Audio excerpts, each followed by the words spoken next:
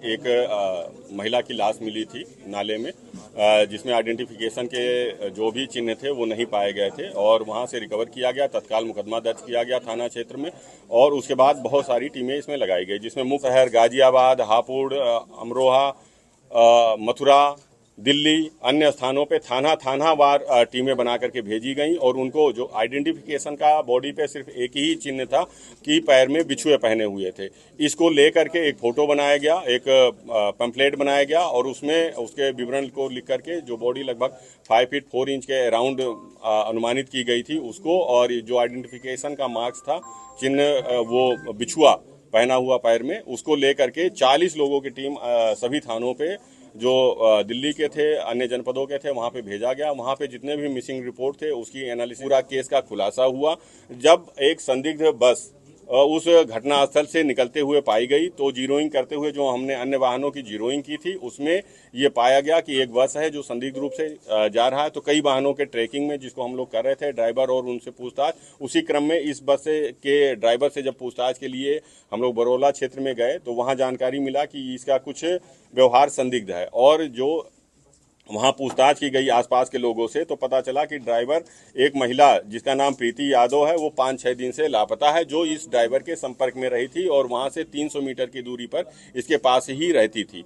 और उसके जब और गहनता से पूछताछ हुई तो पता चला कि ये जो मोनू है, मोनू सिंह, वो पूछताछ के लिए बुलाया गया और उसने बताया कि जो इसकी माँ है, मोनू की माँ और प्रीति की जान पहचान हो गई थी। एक फैक्ट्री थी बरौला में जींस की, जहाँ पे ये लोग साथ में काम करते थे। साथ में काम करते हुए पहचान हुई थी और फिर घर आना जाना शुरू हो गया था। इसके बाद लगातार इसके घर आती थी। वहीं पे जो मोनू था उसका प्रीति से अनैतिक संबंध बन गया था, अनैतिक संबंध बन गया और लगातार वो इस पे दबाव बनाने लगी। चूंकि 2-2.5 साल से ये संपर्क में थे, आपसी संबंध चल रहे थे और उसके बाद इसके भी बच्चे थे, उसके भी बच्चे थे जो साथ में रहते थे। इसके परिवार में चूंकि नज़दीक में रहना था, आना जाना था और इसके 2 बेटी और 1 बेटा था मोनू सिंह के। तो धीरे धीरे चीज़ें उलझती चली गई। कई बार इनको आपस में झगड़ा होने लगा, विवाद होने लगा। पारिवारिक विवाद के रूप में वो लगातार दबाव बनाती रही कि तुम मुझे पैसे दो, 4-5 लाख रुपए पैसे की भी मांग करती रही। और इसी क्रम में झगड़े के दौरान कई बार उसने कहा कि मैं तुम्हारी बेटियों से अनैतिक कार्य कराऊंगी। उसको कहीं ना कहीं इस बात का दुख हुआ कि ये हमारे परिवार से, हमारी बेटियों से अनैतिक कार्य करवाएगी। तो इसलिए कई दिनों से वो ये प्लानिंग में आ गया कि महिला इतना प्रताड़ित कर चुकी है मुझको कि इसे रास्ते से हटा दिया जाए, जैसा कि उसने पूछताछ में बताया। इसने कई दिनों से सोचा, फिर एक दिन इसको बुलाया महिला को, उसके घर गया दिन में और वहां से एक गड़ासा जो मछली मुर्गा काटने वाला था उसको लिया और महिला को बुलाया कि तुम भी आओ। और एक बस में इसने उसको बैठाया, जो ये बस चलाता था, एक सत्संग के उसमें चलाता था। ये बस में बैठाया करीब 3-3:30 बजे के आसपास और लेकर के निकला। वो आकर के एक सीएनजी पेट्रोल पंप है जो घटनास्थल से दूसरी तरफ पड़ता है थोड़ी दूर पे, वहाँ पे रुका। उसने स्वयं के लिए एक पराठा लिया और महिला के लिए मैगी लिया। वहाँ पे दोनों अंदर, केवल 2 ही लोग थे उस बस में और एसी बस चुकी थी और उसमें डार्क ग्लासेस लगे होते हैं, तो वो एसी बस थी। वहाँ पे इसने उसको खाने के लिए कहा। वो खाने में थोड़ा नानुकुर कर रही थी और उसी में झगड़ा फिर से पुनः इन लोग का स्टार्ट हो गया।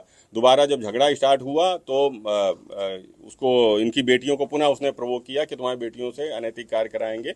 इसी बात को लेकर के बहुत ज़्यादा गुस्से में आ गया और जो छुपा के उसने चापड़ रखा हुआ था उससे उसका एक झटके में गला काट दिया। गला काटने के बाद लगातार उसने उस पर कई वार किए। पहचान के जो भी चिन्ह थे इसने ये पूछताछ में बताया कि इसको लगा कि फिंगरप्रिंट से या आइरिस से या चेहरे के मिलान से पहचान हो सकती है। तो इसने फिर पूरा कई वार करके गला काट दिया, सर हटा लिया वहाँ से और पंजे भी दोनों हाथ के काट लिए। उसको लेकर के और उसके महिला के सारे कपड़े एक झोले में भर लिया और महिला को नाले में ही वहीं पे फेंक दिया। उसके बाद बस को ले गया और गाजियाबाद में एक सिद्धार्थ बिहार कॉलोनी है, वहाँ पे इसने बाकी के सामान, जो बाकी बॉडी पार्ट्स थे उसने झोले में जो रख रखा था, उसको वहाँ रख करके उसको एक बार कुचला। उसके बाद उसको वहाँ पे फेंक दिया, रेलवे ट्रैक पे फेंक दिया, जहाँ से वो माल इसकी निशानदेही पे हाथ और बाल और कपड़े आदि अन्य सामान वहाँ से बरामद हुए हैं। और उसके बाद जितने भी वाहन थे और सामान थे उनका फोरेंसिक टेस्ट कराया गया तो उसमें ह्यूमन ब्लड के स्टेन पाए गए हैं। वो स्टेन ह्यूमन ब्लड के पाए गए हैं। उसको अब गिरफ्तार किया गया है, बरामदगी सुनिश्चित की गई है और अब इसको जेल भेजा जा रहा है, विधिक कार्रवाई की जा रही है।